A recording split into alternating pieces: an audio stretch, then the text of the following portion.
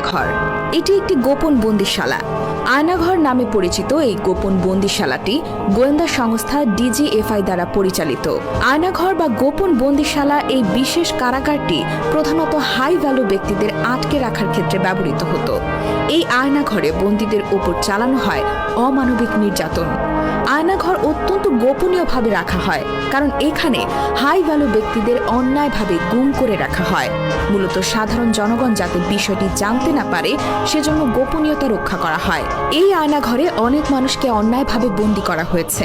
আয়নাঘর থেকে ফিরে আসা নাম প্রকাশে অনিচ্ছুক একজন ব্যক্তি বলেন, আমাকে গুম করে রাখা হয় জয়েন্ট ইন্টারোগেশন সেলে।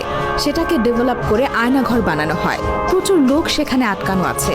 তারা মানবেতর জীবনযাপন করছেন। সেখানে নির্যাতন চলছে। দীর্ঘদিন তারা রাতে ঘুমাতে পারে না। এটা একটা স্বাধীন দেশ হতে পারে না।